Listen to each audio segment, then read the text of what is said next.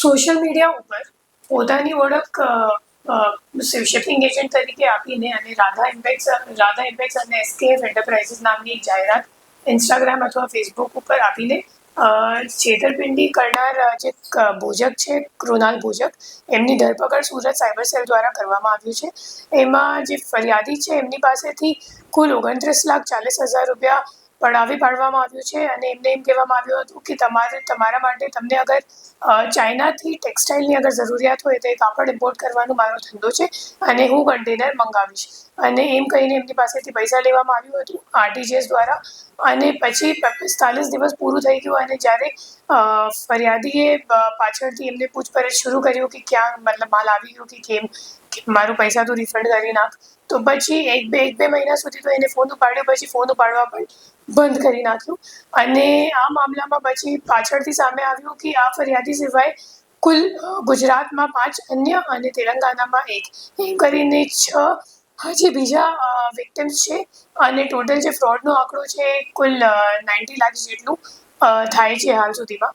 અને હું લોકોને અપીલ કરું છું હવે તમારી સાથે બી અગર આ માણસે અગર ફ્રોડ કર્યું હોય તો તમે સાયબર ક્રાઇમ સેલનો સંપર્ક કરો. અને એવી અગર તમે લોકો અગર સોશિયલ મીડિયા ઉપર જાહેરાત જોઈને અગર કોઈને અગર ઓર્ડર આપો છો તો ખરેખર વેરીફાઈ કરવું જોઈએ કે જે માણસ છે એ સાચું બિઝનેસ કરે છે કે ફક્ત છેતરપિંડી કરવા માટે આવી જાહેરાત આપી છે. કેમ કે આ જે માણસ છે એમની જાહેરાતમાં ચાઇનાની ઓફિસનું પણ ઉલ્લેખ કર્યું હતું, પણ અગર તમે એ એડ્રેસ અગર તમે ગૂગલ પર નાખશો તો તમને ખબર પડી જશે ખરેખર એક રેસિડેન્શિયલ એરિયા છે અને કોઈ ઓફિશિયલ એડ્રેસ નથી ચાઇનામાં. તો એવી રીતે એમની એમઓ હતી. અને પછી આ ફરિયાદ સિવાય બીજા 2 ફરિયાદો પણ આ માણસ અગેન્સ્ટ નોંધાયેલ છે. એક છે થાને મેં ઇન મુંબઈ પોલીસ અને બીજું છે કામરેજમાં. જે કામરેજવાળી ફરિયાદ છે 2021ની છે અને એમાં જે કૃણાલ ભોજક જે આરોપી છે એને 138નો કેસ ઉપર કન્વર્ટ કરીને પછી જે ક્રિમિનલ કેસ હતું એ પૂરું કરી નાખ્યું છે.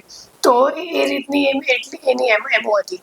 જે ફરિયાદી પક્ષ છે તો એ લોકો બધા ભેગા એ લોકો ઇન્સ્ટાગ્રામ ઉપર એકબીજા સાથે જે કમેન્ટ એમની જાહેરાત હતી કૃણાલ ભોજકની, તો એ જાહેરાત ઉપર એ લોકો કમેન્ટ કરીને એકબીજાને સંકલનમાં આવ્યા અને પછી સીપી સાહેબની સામે આવીને એ લોકોએ રજૂઆત કરી કે આમાં બધા સાથે. અને એક ફરિયાદી છે રાજકોટનો, બીજો છે આણંદનો, ત્રીજો છે અમદાવાદનો, 2 હતા સુરતના, એક તેલંગાણાનું છે, એક મધ્યપ્રદેશનું પણ છે.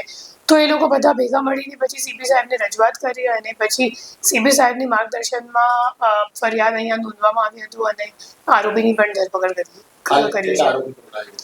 એક જ આરોપી છે આમાં. બીજા શક્યતા છે કેમ કે અત્યારે બેંક સ્ટેટમેન્ટનું એનાલિસિસ બાકી છે, કેમ કે પોતાની બેંકમાં કોઈ પૈસો રાખતો નથી. તો જેટલા પણ પૈસા એમને વ્હાઇટમાં મળે છે પોતાના બેંક એકાઉન્ટમાં એ તો તરત જ ટ્રાન્ઝેક્શન થઈને બીજા બધા અકાઉન્ટમાં નાના ટ્રાન્ઝેક્શન્સમાં જતો રહે છે. તો પછી આ બાબતમાં હાલ તપાસ ચાલુ છે.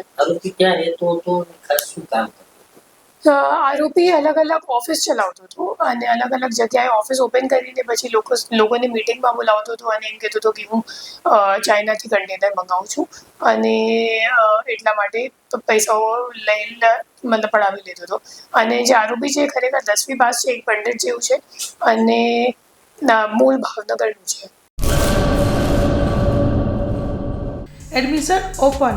ઉમા એજ્યુકેશન ટ્રસ્ટ સંચાલિત ઉમા વિદ્યાલય ગુજરાતી અને અંગ્રેજી બંને માધ્યમમાં શિક્ષણ આપવામાં આવે છે.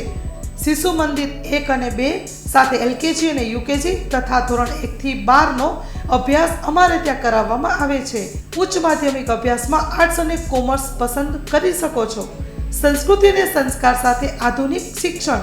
બાળકના સર્વાંગી વિકાસ માટે રમતગમતની સાથે સાંસ્કૃતિક કાર્યક્રમો અને સ્વઅભ્યાસિક પ્રવૃત્તિઓ કરાવવામાં આવે છે.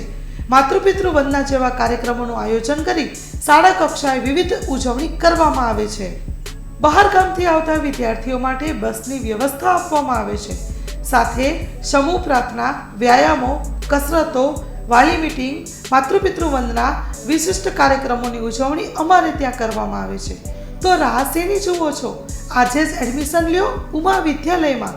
અમારું સરનામું નોંધી લેશો: બેરુ રોડ, નખત્રાણા, કચ્છ.